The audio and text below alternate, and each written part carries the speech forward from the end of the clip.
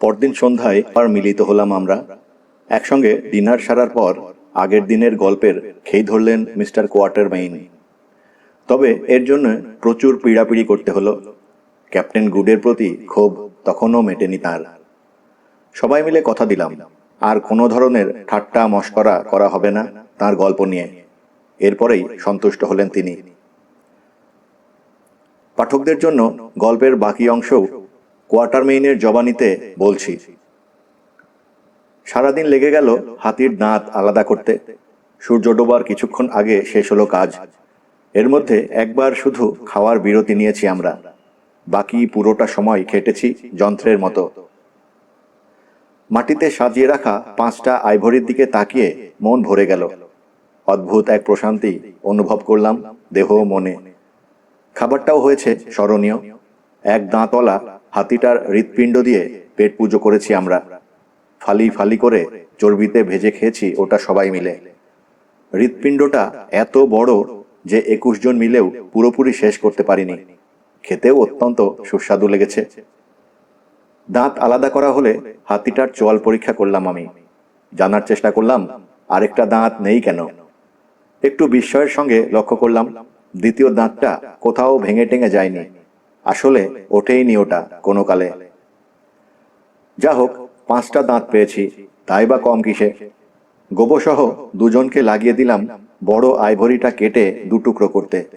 ইচ্ছের বিরুদ্ধে দিয়েছি নির্দেশটা, যুক্তির কাছে হার মেনে। এর আগে নানাভাবে পরীক্ষা করে দেখেছি, কোনো ক্রমেই ওটা আস্ত বয়ে নিয়ে যাওয়া সম্ভব নয়। 160 পাউন্ড ওজন, যা তার কথা নয়। পাইপ ধরিয়ে বিষণ্ণ মনে ওদের কাজ দেখছি। হঠাৎ নড়ে উঠল কাছের একটা ঝোপ। কয়েক মুহূর্ত পর ওটার পেছন থেকে বেরিয়ে এলো স্থানীয় এক মেয়ে। বছর 20 বয়স, দেখতে ভারী সুন্দরী। হাবভাবে এক ধরনের আভিজাত্য আছে। মাথার উপর একটা ঝুড়ি, তাতে কাঁচা ভুট্টা।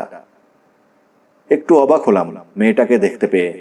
ধারে কাছে কোনো গ্রামও নেই। যেখান থেকেই আসুক বহুদূর থেকে আসতে হয়েছে ওকে। চেহারায় অবশ্য বিস্ময় ফুটতে দিলাম না। একজন কুলিকে ডেকে দাম দস্তুর করতে বললাম মেয়েটার সঙ্গে। ভুট্টাগুলো কিনতে চাই আমি। নির্দেশটা দিয়েই আবার ব্যস্ত হয়ে পড়লাম দাঁত কাটার তদারকিতে। একটু পর আমার সামনে এসে দাঁড়ালো মেয়েটা। আমার কুলির সঙ্গে কথা বলতে রাজি হয়নি। যা বলার তা আমাকেই নাকি বলবে। মারেমি মারেমি বলে উঠল মেয়েটা। দুহাত একত্র করে মৃদু তালি দিল। সম্ভাষণটার সঙ্গে আমি পরিচিত, সম্মান দেখানো হচ্ছে আমাকে। এভাবে মৃদু তালি দিয়ে বাসুটু জাতির আদিবাসীরা সম্ভাষণ জানায় অতিথিকে। মাটুকুরাও একই রীতি অনুসরণ করে বলে শুনেছি। কি ব্যাপার মেয়ে? সিটুটু ভাষায় জিজ্ঞেস করলাম আমি। ভুট্টা বিক্রি করতে এসেছ? না, মহান সাদা শিকারী, বলল সে। এগুলো আমি তোমার জন্য উপহার হিসেবে এনেছি। খুব ভালো, নামিয়ে রাখো তাহলে। মেয়েটা নড়ল না। উপহারের বদলে উপহার চাই আমি, সাদা মানুষ। দীর্ঘশ্বাস ফেললাম। বিনিময় প্রথায় বিশ্বাস তোমার? কি চাও? শস্যদানা হলে চলবে? মাথা ঝাঁকালো মেয়েটা। পাশ ফিরে এক কুলিকে বললাম আমার ব্যাগ থেকে শস্যদানা নিয়ে আসতে। উপহার দানকারীর হাত থেকে উপহার নিতে পারলে সে উপহারের মূল্য বেড়ে যায়, অর্থপূর্ণ সুরে মেয়েটা বলল। তার মানে আমাকে নিজ হাতে দিতে হবে ওগুলো? অবশ্যই। উঠে দাঁড়ালাম। ঠিক আছে, এসো আমার সঙ্গে। হাঁটতে হাঁটতে সন্দিহান গলায় জিজ্ঞেস করলাম, জুলুদের ভাষা এত চমৎকার ভাবে বলতে শিখেছ কোথায়, মাটুকু মেয়ে? আমি মাটুকু নই, বলল মেয়েটা। সর্দার নালার গোত্রের মেয়ে আমি, বুটিয়ানা গোত্র। ওই যে ওখানে থাকে আমার লোকেরা। আঙুল তুলে দূরের পাহাড় দেখালো। আরেকটা পরিচয় আছে আমার, সর্দার ওয়াম্বের বউদের একজন আমি। খেয়াল করলাম মাটুকু সর্দারের নাম উচ্চারণের সময় জ্বলে উঠেছে ওর 2 চোখ। এখানে এসেছো কিভাবে? হেঁটে, সংক্ষেপে মেয়েটা বলল। ব্যাগের কাছে পৌঁছে গেছি। বাঁধন খুলে এক মুঠো শস্যদানা বের করে দিলাম। তোমার উপহার পেয়েছো, বললাম আমি। এবার আমারগুলো দাও। আমার হাত থেকে শস্যদানা নেবার সময় একবার তাকিয়েও দেখল না মেয়েটা। ওগুলো গুঁজে রাখলো কোমরে। তারপর মাথা থেকে ঝুড়ি নামিয়ে ভুট্টাগুলো ঢেলে দিল মাটিতে। ঝুড়ির তলায় অদ্ভুত আকৃতির কয়েকটা সবুজ পাতা দেখতে পেলাম। দেখতে অনেকটা গুটাপচা গাছের মতো, তবে অনেক বেশি পুরু আর শক্ত। আমার আগ্রহ লক্ষ্য করে একটা পাতা তুলে নিল মেয়েটা, নাকের কাছে নিয়ে শুঁকল, তারপর বাড়িয়ে ধরল আমার দিকে। বিজাতীয় কোনো রীতি বোধহয় আমাকেও একইভাবে পাতা শুঁকতে হবে, এই ভেবে হাতে নিলাম পাতাটা। কিন্তু নাকের কাছে নিতে গিয়ে থমকে গেলাম। পাতার গায়ে কৌতূহল উদ্দীপক কিছু দাগ দেখতে পেয়েছি। আহ, ফিসফিসিয়ে বলল মেয়েটা, চিহ্নগুলো পড়ো, সাদা মানুষ। খুঁটিয়ে খুঁটিয়ে পাতাটা দেখলাম। চোখা কোনো জিনিস দিয়ে দাগ কাটা হয়েছে ওটার গায়ে। সবুজ আবরণ কেটে গিয়ে বেরিয়ে এসেছে লালচে রস, আর চোখের সামনে ফুটে উঠেছে ইংরেজিতে লেখা একটা চিঠি। অবিশ্বাস্য। আমি পড়তে শুরু করলাম চিঠিটা। মাটুকুদের দেশে একজন শ্বেতাঙ্গ মানুষ শিকারে এসেছেন বলে খবর পেয়েছি, তাই তড়িঘড়ি করে এ চিঠি লিখছি। আপনি যেই হয়ে থাকুন না কেন, যত দ্রুত পারেন বুটিয়ানাদের এলাকায় পালিয়ে যান। আশ্রয় নিন সর্দার নালার কাছে। ভেট দেবার আগেই শিকার শুরু করেছেন বলে সর্দার ওয়াম্বে ক্ষেপে গেছে ভীষণ। একদল যোদ্ধাকে পাঠাচ্ছে দেখা মাত্র আপনাকে হত্যা করার জন্য। জীবন বাঁচান নিজের। ঈশ্বরের দোহাই, পারলে সাহায্য করুন আমাকেও। গত 7 বছর থেকে আমি ওই শয়তান ওয়াম্বের হাতে বন্দী হয়ে আছি। জীবন কাটাচ্ছি কৃতদাসের মতো। আমার সঙ্গী সাথীদের সবাইকে ও খুন করেছে। আমাকে বাঁচিয়ে রেখেছে স্রেফ খামারের কাজ জানি বলে। ওর বউ মাইওয়া একটা ফন্দি এঁটেছে। সর্দার নালা মানে ওর বাবার কাছে যাবে সে, রাজি করাবে ওয়াম্বের উপর হামলা করার জন্য। মাইওয়ার সন্তানকে খুন করেছে ওয়াম্বে, তার প্রতিশোধ নেবার জন্য বুটিয়ানাদেরকে পথ দেখিয়ে নিয়ে আসবে সে। পারলে আপনিও আসুন, উদ্ধার করুন আমাকে। এই কষ্ট বৃথা যাবে না। ওয়াম্বের পুরো বাড়ি খাঁটি আইভরি দিয়ে তৈরি। ওগুলো বিক্রি করে প্রচুর টাকা পাবেন আপনি। দোহাই লাগে, আমাকে এখানে ফেলে যাবেন না। তাহলে আত্মহত্যা করা ছাড়া আমার আর কোনো উপায় থাকবে না। ইতি জন এভারি। থমকে গেলাম এই চিঠি পড়ে। জন এভারি, আমার পুরনো বন্ধু, এখনো বেঁচে আছে। পাতার অন্য পাশটার দিকে ইশারা করলো মেয়েটা। তাড়াতাড়ি উল্টে দেখলাম আরো কিছু কথা লেখা আছে ওখানে। পুনশ্চ এইমাত্র জানতে পারলাম যে শিকারী এই এলাকায় এসেছে তাকে লোকে মাকুমাজান বলে ডাকে। তার মানে সে আমার বন্ধু অ্যালান কোয়াটারমেইন। ঈশ্বরের কাছে প্রার্থনা করি ওই যেন হয়। ও হলে আমার আশা আছে কোয়াটারমেইন কোনোদিন আমাকে এই গাড্ডায় ফেলে রেখে চলে যাবে না। আমি মরতে ভয় পাই না, কিন্তু শেষ নিঃশ্বাস ফেলার আগে ওয়াম্বের একটা কিছু করে যেতে চাই। না বন্ধু, বিড়বিড় করলাম আপন মনে, তোমাকে কখনোই ফেলে যাব না। উদ্ধার করব যেভাবেই পারি। বিপদ আপদ কম মোকাবেলা করিনি জীবনে। 2-1টা কৌশল এখনো আমার আস্তিনে লুকানো আছে। শুধু জুৎসই একটা পরিকল্পনা চাই আমার। মেয়েটার দিকে তাকালাম। তোমার নাম মাইওয়া? হ্যাঁ, সাদা মানুষ। ওয়াম্বের বউ তুমি, আর নালার মেয়ে? ঠিক। বাবার কাছে যাচ্ছ? হ্যাঁ। কেন যাচ্ছ জানতে পারি? দাঁড়াও, আমরাও তোমার সঙ্গে যাব।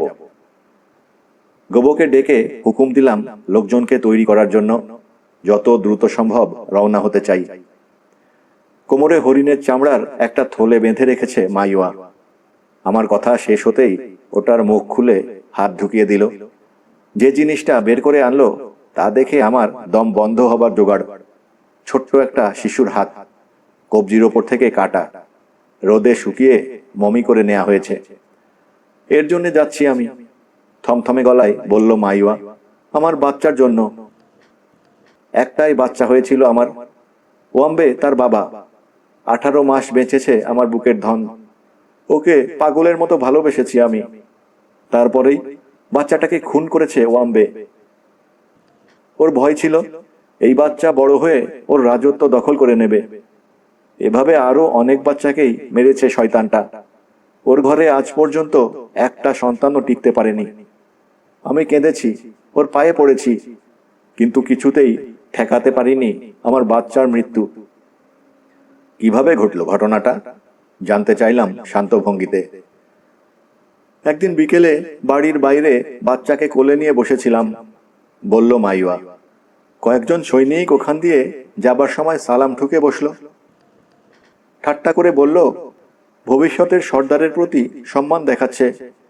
কথাটা কানে গেল ওয়াম্বের। রাগে পাগল হয়ে গিয়ে সঙ্গে সঙ্গে কাহিনীর এ পর্যায়ে থেমে গেলেন কোয়ার্টারমেইন।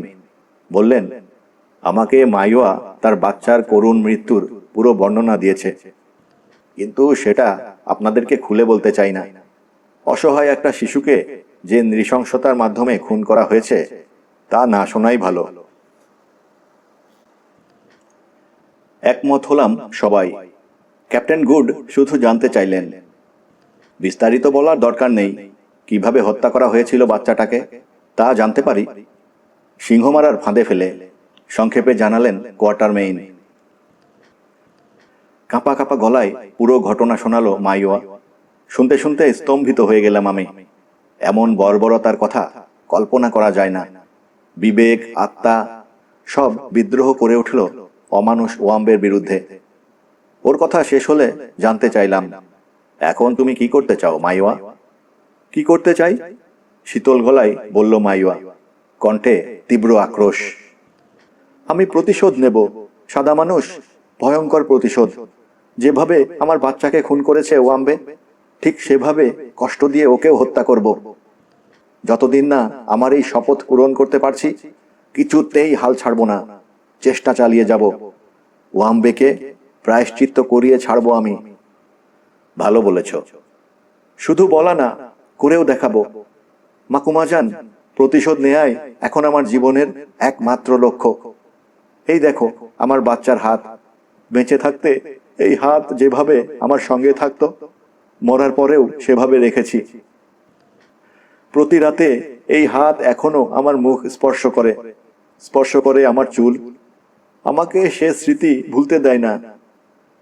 হায় আমার বাচ্চা, 10 দিন আগেও আমার বুকে জড়িয়ে রেখেছিলাম ওকে, অথচ আজ ওই শুকনো হাত ছাড়া কিছুই অবশিষ্ট নেই। না, এ জ্বালা আমি আর সহ্য করব না। ফুঁপিয়ে উঠে হাতটা বুকের মধ্যে জাপটে ধরল মাইয়া। আমার বন্ধুর কথা বলো, নরম গলায় ওকে বললাম। চোখ মুছে আমার দিকে তাকালো মাইয়া। সাদা ওই কয়েদি বড় ভালো মানুষ, আমার বাচ্চাকে খুব ভালোবাসতো, তাই আমিও খুব পছন্দ করতাম ওকে। ওয়াম্বের ওই জঘন্য কীর্তি দেখার পর ও কেঁদে ফেলেছিল। তবে সে খুব বুদ্ধিমান। আমাকে একটা ফন্দি দিয়েছে। বলেছে, মাইয়া, তোমাদের রীতি অনুসারে মৃতদেহ ছোঁয়ার পর জঙ্গলে গিয়ে শরীর আর মন পরিশুদ্ধ করার নিয়ম আছে। এই সুযোগ তোমার জন্য। ওয়াম্বেকে গিয়ে বলো, 15 দিনের জন্যে জঙ্গলে যেতে চাও তুমি, তোমাকে পরিশুদ্ধ করবে। প্রস্তাবটায় রাজি হবে ও। গ্রাম ছেড়ে বেরোনোর পর সোজা চলে যেও তোমার বাবার কাছে। তাকে বুঝিয়ে শুনিয়ে রাজি করাবে মাটুকুদের ওপর হামলা চালাবার জন্য। হাজার হোক আপন নাতি খুন হয়েছে তার। খবরটা শুনলে সেও প্রতিশোধ নিতে চাইবে। তার প্রতিশোধের সঙ্গে তুমিও তোমার প্রতিশোধ নিতে পারবে ওয়াম্বের ওপর। বুদ্ধিটা পছন্দ হলো আমার। সাদা কয়েদির কথা মতো আমার স্বামীর কাছে গিয়ে আর্জি জানালাম।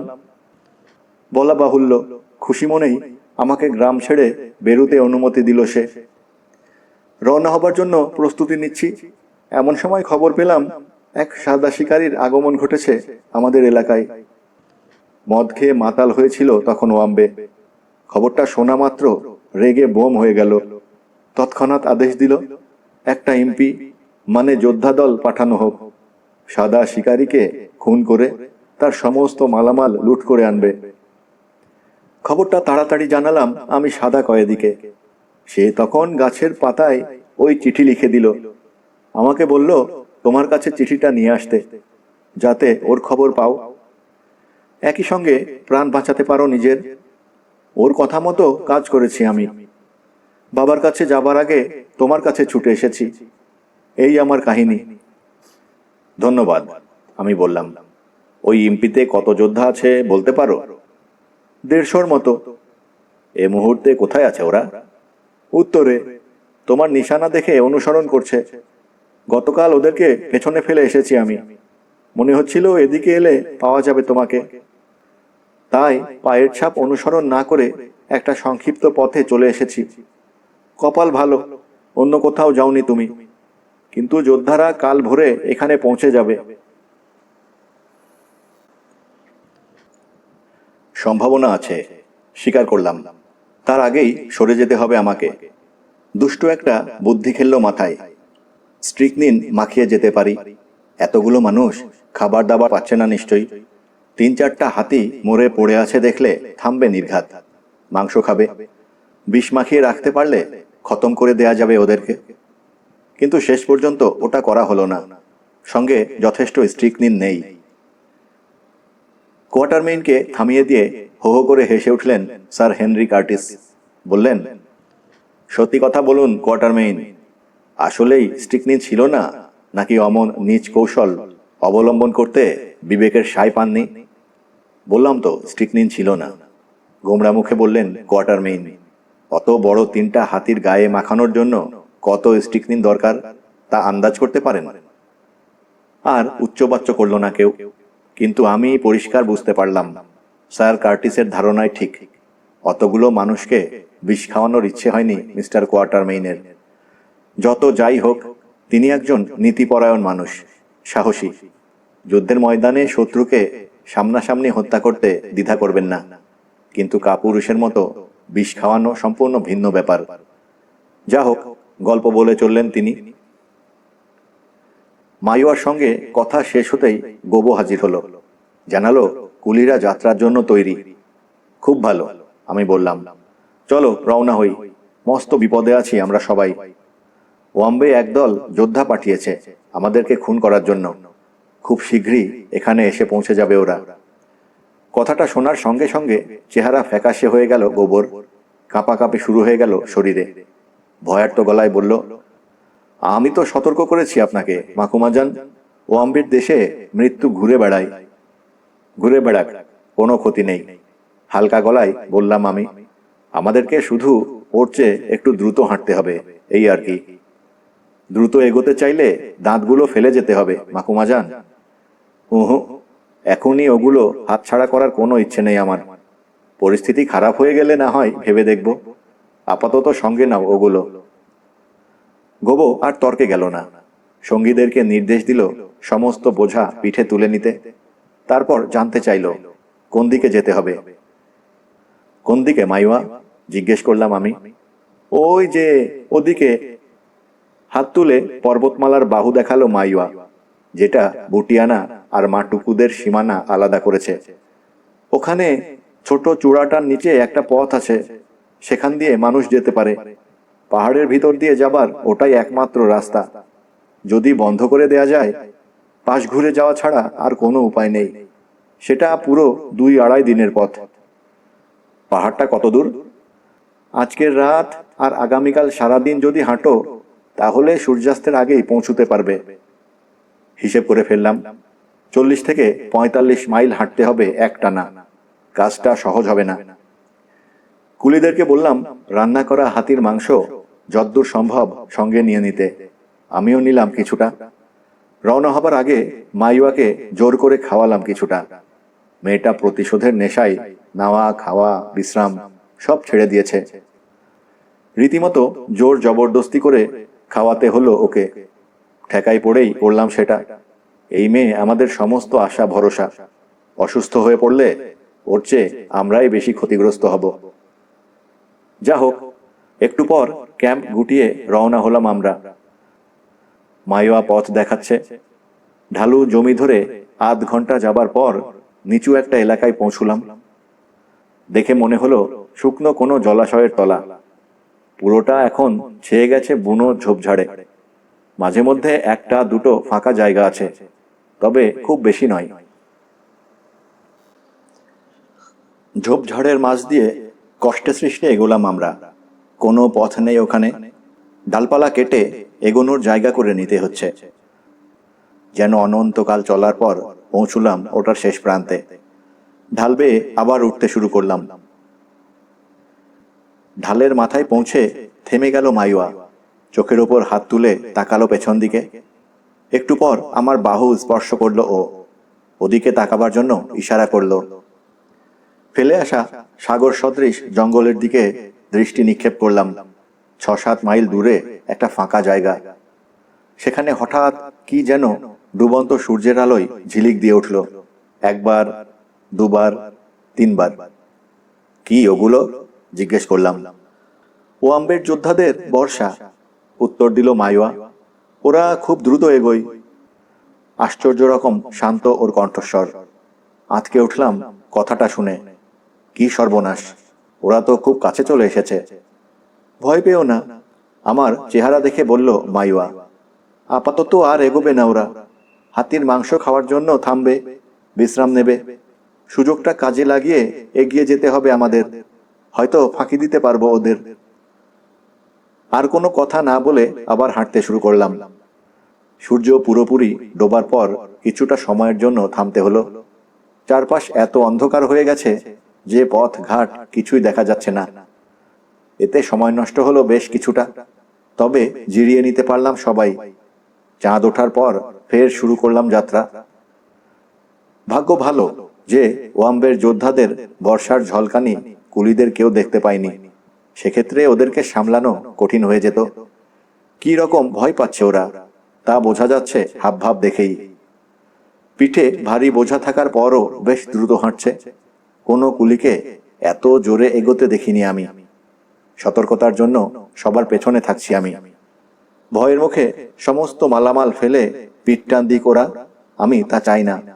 বিশেষ করে দামি আইভরিগুলো কিছুতেই হাতছাড়া করা যায় না। রাতভর এগোলাম আমরা। মাঝে মাঝে ক্ষণিকের বিরতি নিলাম কেবল দম ফিরে পাবার জন্য। ভোরের দিকে বিদ্রোহ করে বসলো শরীর। বাধ্য হলাম এক জায়গায় থেমে বিশ্রাম আর খাওয়া দাওয়া সেরে নিতে। এরপর আবারও জোর করে পথে নামালাম সবাইকে। ভোর 5:30 থেকে এক টানা হাঁটলাম মাঝ দুপুর পর্যন্ত। পেরিয়ে এলাম নদী। এরপর শুরু হলো ঘন ঝোপঝাড়ে ভরা ঢাল বেয়ে পাহাড়ের ওপর দিকে উঠা। যেখানে মোষ শিকার করেছিলাম ঠিক সেখানকার মতো পরিবেশ, তবে জায়গাটা অন্তত 20 মাইল দূরে।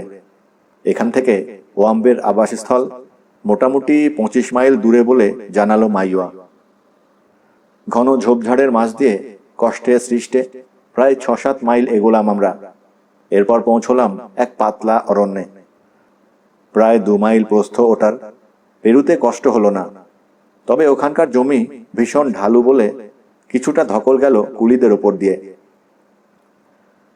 বিকেল 4টা নাগাদ বেরিয়ে এলাম অরণ্য থেকে। এরপর রয়েছে নুড়ি পাথরে ভরা পাহাড়ি ঢাল, প্রায় 3 মাইল দীর্ঘ, মিশেছে ছোট এক পর্বত শৃঙ্গের গায়ে। তখন শারীরিক সহ্য শক্তির প্রায় শেষ সীমায় পৌঁছে গেছি আমরা। গায়ের জোর বলতে আর কিছু অবশিষ্ট নেই। পা ফুলে গেছে সবার। পেছনে তাকাতেই চমকে উঠলাম। ওয়াম্বের যোদ্ধাদের বর্ষা আবার দেখতে পাচ্ছি। সারাদিনে অনেকখানি দূরত্ব কমিয়ে এসেছে ওরা। এই মুহূর্তে বড় জোর 1 মাইল পেছনে আছে আমাদের। এবার আর কুলিদেরকে ফাঁকি দেওয়া সম্ভব হলো না। ওরাও দেখতে পেয়েছে দৃশ্যটা। আতঙ্ক দেখা দিল। পালিয়ে যেতে চাইল ওরা মালপত্র ফেলে দিয়ে। ধমক দিয়ে থামালাম ওদেরকে। হুমকি দিলাম, যেই পিঠের বোঝা নামাবে তাকেই গুলি করে খুন করব আমি। সঙ্গে সান্ত্বনার বাণীও শোনালাম। আস্থা রাখতে বললাম আমার ওপর। নিশ্চয়তা দিলাম এ বিপদ থেকে ওদেরকে উদ্ধার করব বলে। হাতিগুলোকে মারার পর থেকে বেশ প্রভাব সৃষ্টি করেছি কুলিদের ওপর। ফলে কাজ হলো এতে। কিছুটা সাহস ফিরে পেল ওরা। হুকুম দিলাম দ্রুত পা বাড়াবার জন্য। এরপর অদ্ভুত এক শক্তি আর উদ্যম লক্ষ্য করলাম আমি সবার ভেতর। ঝড়ের বেগে পাহাড়ি ঢাল বেয়ে ওপরে উঠতে শুরু করলাম আমরা। দক্ষ পর্বতারোহীরাও সম্ভবত গর্ববোধ করত আমাদের অগ্রগতি দেখতে পেলে। কাব্য করে বলতে পারি, আমাদের পায়ের আঘাতে নুড়ি পাথরে ফুলকি উঠেছিল। 1 মাইলের মতো এগিয়েছি আমরা। এমন সময় জঙ্গল থেকে বেরিয়ে এলো ওয়াম্বের যোদ্ধারা। আমাদেরকে দেখতে পেয়েই সমস্বরে হুঙ্কার ছাড়ল।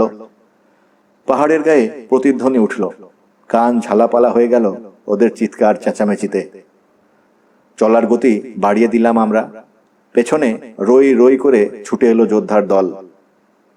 পরিষ্কার দেখতে পাচ্ছি ওদেরকে, ছোটখাটো পেশিবহুল শরীর। অস্ত্র বলতে সবার হাতে একটা করে বর্শা আর ছোট ঢাল, চেহারায় জিঘাংসা। কুলিদেরকে পা চালাবার জন্য হাঁক ডাক ছাড়লাম, কিন্তু তাতে বিশেষ উপকার হলো না। হাজার হোক মানুষ তো ওরা। গতকাল থেকে একটানা ভারী বোঝা বইছে, শরীর আর চলতেই চাইছে না বেচারাদের। অন্যদিকে যোদ্ধাদের ঝাড়া হাত পা, সৈনিক হিসেবে উদ্যম বেশি। এলাকাটায় চলাফেরা করে অভ্যস্ত। বেশ দ্রুত উঠে আসছে ওরা। দুদলের মাঝখানে ব্যবধান কমে আসছে বিপজ্জনক হারে। শেয়াল কুকুরের প্রতিযোগিতার মতো ঢালের শেষ 1 মাইল পেরুলাম আমরা। বলা বাহুল্য, শেয়ালের সঙ্গে তুলনা করছি নিজেদের। ওয়াম্বের যোদ্ধারা শিকারী কুকুরের মতো ধাওয়া করেছিল আমাদের। মায়োয়ার উদ্যম আর গতির কথা ভাবলে আজও অবাক লাগে। এক মুহূর্তের জন্য হাঁপাতে দেখিনি ওকে, দেখিনি কোনো ক্লান্তির ছাপ। মেয়েটার শরীর লোহায় গড়া, নাকি তীব্র প্রতিহিংসা ওকে শক্তি যোগাচ্ছিল, কে জানে। জীবন মরণ ওই দৌড়ে দ্বিতীয় হয় ও, চূড়ায় পৌঁছনোর ব্যাপারে। সবার আগে পৌঁছেছে গোবো। প্রাণের ভয়ে বোঝা নিয়ে এমন চুট লাগিয়েছিল যে কেউ ওকে ধরতে পারেনি। যা হোক, একে একে সবাই পৌঁছলাম পাহাড়ি চূড়ার গোড়ায়। হাঁফাতে হাঁফাতে সামনেটা দেখে নিলাম আমি। 150 ফুট উঁচু প্রায় খাড়া এক পাঁচিল দাঁড়িয়ে আছে আমাদের চোখের সামনে। তবে আকৃতিটার গঠন এমন যে সিঁড়ির মতো বেশ কিছু প্রাকৃতিক ধাপ তৈরি হয়েছে। ওগুলোতে পা ফেলে মোটামুটি সহজভাবেই উঠে যাওয়া যাবে ওপরে। খারাপ জায়গা মাত্র একটা, ক্লিফের মতো অংশ ওটা। নিচে বিশাল শূন্যতা। খুব সংকীর্ণ নয়, তবে কোনো ক্রমে হাত পা ফসকালে তলায় মুখ বেদান করে রেখেছে বিশাল এক ফাটল। তাতে আছড়ে পড়তে হবে। ফাটলটা মনুষ্য নির্মিত বলে মনে হলো। সম্ভবত পাহাড়ি ঢালের পানি বেরিয়ে যাবার জন্যে কাটা হয়েছে কোনো কালে। দুরন্ত স্রোতের গর্জন ভেসে আসছে নিচ থেকে, স্নায়ুর উপর চাপ ফেলছে। সন্দেহ নেই এই গগন বিদারী আওয়াজই ওই জায়গাটা পেরোনোর ক্ষেত্রে সবচেয়ে বড় অন্তরায়। ক্লিফে উঠে গেলে বাকিটুকু একেবারে সহজ পথ। চূড়ার কাছে পানির ধারে সামান্য কিছুটা অংশ কেটে রাখা হয়েছে। ওখান দিয়ে একজন করে মানুষ চলে যেতে পারবে পাহাড়ের অন্য পাশে। মায়োয়ার বক্তব্যের সত্যতা টের পেলাম। বড় একটা পাথর গড়িয়ে দিয়ে বন্ধ করে দেয়া যাবে পাথরটা। তখন আর কারো পক্ষে চূড়াটা অতিক্রম করা সম্ভব নয়। চকিতে পেছনে তাকালাম। ওয়াম্বের যোদ্ধারা আমাদের 1000 গজের মধ্যে চলে এসেছে। নষ্ট করবার মতো একটা মুহূর্তও হাতে নেই। চেঁচিয়ে আমার দলকে পাঁচিলে চড়ার নির্দেশ দিলাম। মায়োয়া আমাদের গাইড, ও সবার সামনে থাকলো, পথ দেখিয়ে নিয়ে চলল সবাইকে। ওর পিছু পিছু ভারী বোঝা রওনা হলো কুলির দল। ক্লিফে উঠতে বেশ খানিকটা সময় নষ্ট হলো, কারণ পিঠ ভর্তি ওজন নিয়ে জায়গাটা বাইতে রাজি হলো না কেউ। অগত্যা বোঝা নামিয়ে রাখতে বললাম সবাইকে। ঝাড়া শরীরে একজন করে উপরে উঠল, তারপর নিচ থেকে অন্যেরা উঁচু করে ধরল তার বোঝা। সেটা সে টেনে তুলল ওপর থেকে। কাছে দাঁড়িয়ে কাজটা তদারক করলাম আমি। এসবে বেশ সময় লেগে গেল। এই ফাঁকে অনেক কাছে চলে এসেছে খুনে মাটুকুরা। হই হুল্লার আওয়াজ বেড়ে যাওয়ায় ঘাড় ফিরিয়ে তাকালাম। দেখলাম আমাদের 400 গজের মধ্যে চলে এসেছে লোকগুলো। ভয়ানক ভঙ্গিতে নাড়ছে হাতের বর্ষা। প্রমাদ গুনলাম। এখনো হাতির দাঁতগুলোই তোলা হয়নি ক্লিফের ওপরে। আমিও রয়ে গেছি নিচে। সময় নেই একদম। বুঝতে পারলাম যেভাবে হোক কিছুক্ষণ ঠেকিয়ে রাখতে হবে শত্রুকে, কিন্তু কিভাবে? একটা উইনচেস্টার রিপিটিং কার্বাইন আছে আমার হাতে, কিন্তু এত দূর থেকে ওটা দিয়ে লক্ষ্যভেদ করতে পারবো না। আমার পাশে দাঁড়িয়ে ঠকঠক করে কাঁপছে গোবো। ওর কাছ থেকে অদল বদল করে নিলাম অস্ত্র। কার্বাইনের পরিবর্তে হাতে তুলে নিলাম এক্সপ্রেস রাইফেলটা। শত্রুপক্ষ এখন 350 গজ দূরে, কিন্তু এক্সপ্রেসের ডগায় 300 গজের সাইট লাগানো। বাকি 50 গজেও ওটা কার্যকর হবে বলে বিশ্বাস আছে আমার। তাই ছুটন্ত যোদ্ধাদের সামনের দুজনের দিকে তাক করে গুলি ছুড়লাম। দুরন্ত এক স্রোতের মতো ওরা ছুটে আসছে আমার দিকে। কার্বাইন খালি হয়ে গেলে রিলোডের সময় পেলাম না। ওটাকে পিঠে ঝুলিয়ে কোমর থেকে বের করে আনলাম রিভলভার, তাক করলাম শত্রুর দিকে। আর তখনই একটা বর্ষা ছুটে এলো। আমার কানের পাশ দিয়ে বেরিয়ে গেল ওটা। কয়েক ইঞ্চি এদিক ওদিক হলে অক্কা পেতাম ওখানেই। কুলিদের দিকে আরেকবার তাকালাম। দাঁতের দ্বিতীয় অংশটা প্রায় তুলে ফেলেছে ওরা। গোবসহ আরেকজন ঠেলছিল ওটা নিচ থেকে। ওদেরকে ক্লিফে উঠে যেতে বললাম। কথাটা মুখ থেকে বেরুতেই যা দেরি। পাগলের মতো গোবো লাফ দিল ক্লিফের কিনারা ধরার জন্য, কিন্তু তাড়াহুড়োই মস্ত ভুল করে ফেলল। কিনারা থেকে হাত ফসকে গেল ওর। বাঁচার জন্য পাঁচিলের গায়ের পাথর না ধরে খামচে ধরল আইভরির দাঁতটা। ওটা তখনও পুরোপুরি ওঠাতে পারেনি কুলিরা। হাত পিছলে গেল গোবর। ভয়ানক এক আর্তনাদ করে খসে পড়ল পাঁচিলের গা থেকে। আমার বিস্ফারিত দৃষ্টির সামনে পাক খেয়ে দেহটা নেমে গেল পাহাড়ির ফাটলের ভেতরে। কয়েক মুহূর্তের মধ্যে ভেসে এলো নদীর পানিতে ভারী কিছু আছড়ে পড়ার আওয়াজ। স্থবির হয়ে গেলাম আমি ক্ষণিকের জন্য। মন ভরে গেল বেদনায়। বেচারা গোবো, ভীতু হলেও ওকে বেশ পছন্দ করতাম আমি। ওয়াম্বের দেশে ঘুরে বেড়ানো মৃত্যুর হাত থেকে বাঁচতে চেয়েছিল, কিন্তু ভাগ্যের লিখন এড়াতে পারল না। এর জন্য আমিই দায়ী। গোবর সঙ্গীর মাঝে কোনো বিরূপ প্রতিক্রিয়া দেখলাম না। সর্দারের পরিণতি দেখে সতর্ক হয়ে গেছে। সাবধানে পাঁচিল বেয়ে উঠে গেল ক্লিফের মাথায়। কিন্তু আমি তখনও বিমূঢ় হয়ে দাঁড়িয়ে আছি। আরেকটা বর্ষা ছুটে এলো, ঘ্যাঁচ করে গেঁথে গেল আমার দু পায়ের মাঝখানে। ওটার দিকে তাকিয়ে সংবিত ফিরে পেলাম। বুঝতে পারলাম এখন মাতম করার সময় নয়, আগে প্রাণ বাঁচাতে হবে। তাড়াতাড়ি উঠতে শুরু করলাম পাঁচিল বেয়ে। কিনারের কাছে পৌঁছতেই দেখতে পেলাম মাইওয়ার বাড়িয়ে দেয়া হাত। ওটা ধরেছি কি ধরিনি আচমকা টান অনুভব করলাম শরীরে। এক যোদ্ধা পৌঁছে গেছে নিচে, আমার গোড়ালি ধরে নামিয়ে আনার চেষ্টা করছে। হাতের তালু ঘামে ভিজে গেছে আমার। আতঙ্কের সঙ্গে টের পেলাম পড়ে যাব এখনই। মরিয়া হয়ে চেঁচালাম, টানো মাইওয়া, টানো আমাকে।